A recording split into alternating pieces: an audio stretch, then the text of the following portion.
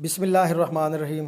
अस्सलाम वालेकुम नाज़रीन, मैं हूं आपका होस्ट ग़ुलाम मुस्तफ़ा सिंधु और आप देख रहे हैं मेरा यूट्यूब चैनल सिंधु पी के।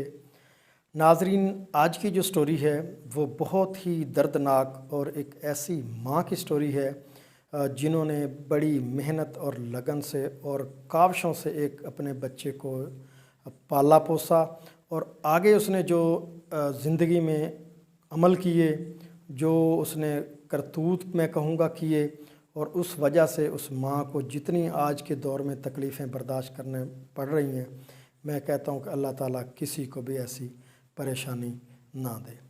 नाज़रीन, मैं वीडियो का आगाज़ करने से पहले आपसे गुजारिश करूँगा कि अगर आप मेरे चैनल पर नए हैं तो मेरे चैनल को सब्सक्राइब करें, बेल आइकन को क्लिक करें, मेरी हर एक आने वाली नई वीडियो का नोटिफिकेशन आप तक बर वक्त पहुँचता रहे। नाज़रीन, वीडियो का आगाज़ करते हैं। नाज़रीन, आज मैं मेरी गाय बीमार थी जिसको लंपी स्किन जो वायरस एक आया हुआ है उसकी मर्ज़ लाहक थी, तो मैं दवाई लेने के लिए अपने बाज़ार जा रहा था। तो रास्ते में मैं जब गया तो मुझे एक जगह पे जो है एक लड़के की चीखों पुकार की आवाज़ें सुनाई दी। अब मैं ठहर गया, मैंने कहा मामला देखते हैं क्या है, क्यों शोर आ रहा है, क्यों चीखें यहाँ से आवाज़ें चीखों की आवाज़ें आ रही हैं। तो मैं वहाँ ठहर गया। ठहरने के बाद मैं जब उस जगह पे पहुँचा तो मैंने देखा कि एक लड़का अपनी माँ को बार बार ऊंची ऊंची आवाज़ों से पुकार रहा है और चीख चीख कर पुकार रहा है जैसा कि उस पे कोई अज़ाब नाज़िल हो चुका हो। तो मैंने आगे जाके जो है किस्सा मालूम करने की कोशिश की, तो उस अम्मा जी ने मुझे इस शर्त पर बताया कि बेटा आपने ये कहानी जो है शेयर ज़रूर करनी है, लेकिन जो वीडियो मैंने वहाँ बनाई उन्होंने कहा ये आपने अपलोड नहीं करनी, क्योंकि मेरे बच्चे का मामला है, आखिर मैं माँ हूँ और मुझे बड़ा एहसास है और इसकी ज़िंदगी में जो हुआ मैं सारे मामलात आपको जो है वो अभी बता देती हूँ।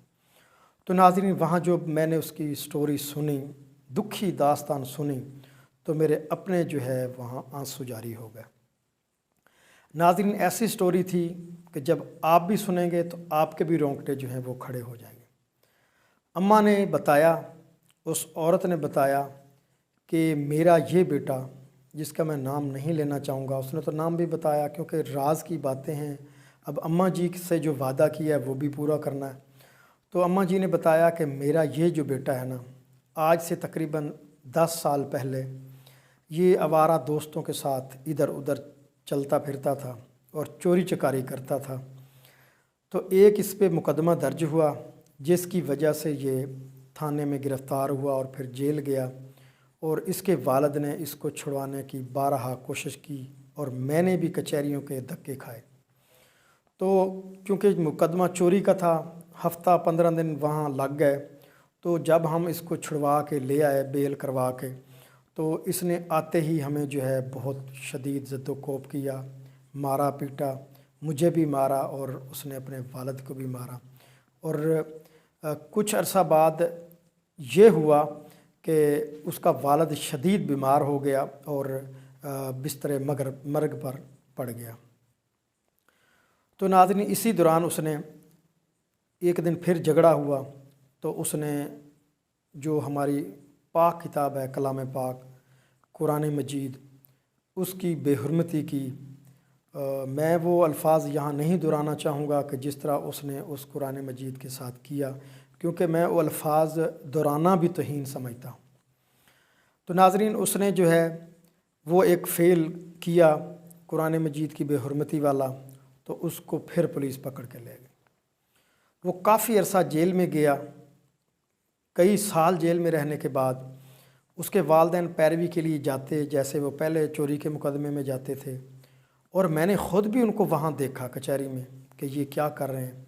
तो मैंने पूछा कि बाबा जी, अम्मा जी, आप वहाँ क्या कर रहे हैं? तो उन्होंने बताया कि बेटा मैं आपको क्या बताऊँ, ऐसे ऐसे हमारा बेटा है जो जेल में है, तो हमारा दिल तो नहीं करता कि हम इसकी पैरवी करें, जिस तरह इसने एक गलीज़ हरकत की है।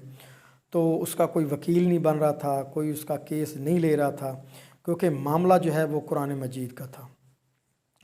तो नाज़रीन, कुछ अरसा बाद उसका जो दिमागी तवाज़न है वो ख़राब हुआ, तो किसी भी बिना पर कोर्ट ने जो उसे है बरी कर दी।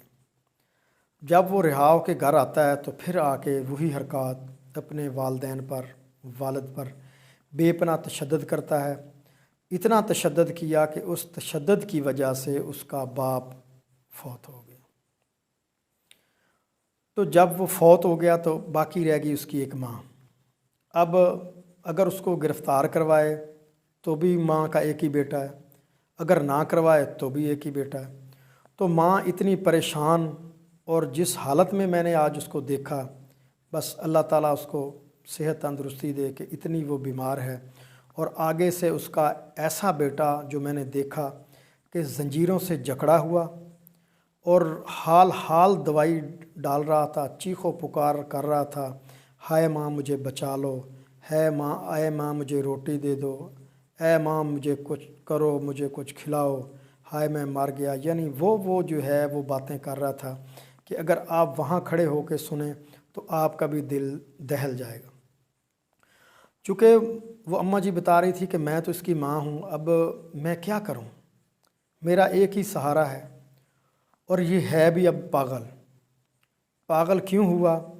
ایسے ہوا کہ ایک تو اس نے قرآن مجید کی بے حرمتی کی، دوسرا اس نے اپنے والد پہ اور والدہ پہ اتنا تشدد کیا کہ اللہ تعالیٰ نے اس کو اسی دنیا میں جو ہے وہ سزا دے رکھی ہے۔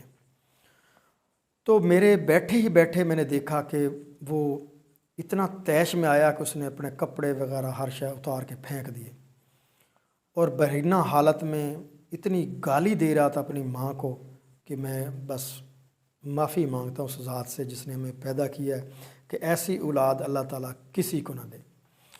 تو وہیں بیٹھے بیٹھے جو میں نے 2-4 کلپ ویڈیو بنائی تو ماں جی نے مجھے کہا کہ بیٹا آپ نے یہ جو ہے نا ویڈیو اپلوڈ نہیں کرنی، ہاں البتہ آپ لوگوں کو اس کی نصیحت کے لیے، اس کے انجام کے لیے، جو خدا نخواستہ لوگ قرآن مجید کی بے حرمتی کرتے ہیں اور ان کے ساتھ کیا سلوک ہوتا ہے اس دنیا میں اور آخرت میں جو ہوگا وہ تو اللہ کو ہی پتہ ہے، لیکن اس دنیا میں جو سلوک ہوتا ہے وہ میں نے اپنی آنکھوں سے دیکھا۔ تو ناظرین، ہمیں اللہ تعالیٰ سے معافی مانگنی چاہیے اور دعا کرنی چاہیے کہ اللہ تبارک و تعالیٰ ہمیں ہر مصیبت اور پریشانی سے محفوظ فرمائے۔ اماں کی یہ زندگی، اور ایک بوڑھی عورت کس طرح اپنی زندگی بسر کر رہی تھی، میں تو دیکھ کے خود حیران ہوں، اور دعا گو ہوں کہ اللہ تبارک و تعالیٰ اسے صحت دے، اور ایسے بچے اللہ تعالیٰ کسی کو نہ دے جو اپنے والدین کے لیے عذاب بنے۔ تو ناظرین، یہ تھی آج کی سٹوری، تو اسی کے ساتھ مجھے دیجیے اجازت، ملتے ہیں نیکسٹ ویڈیو میں۔ اللہ حافظ۔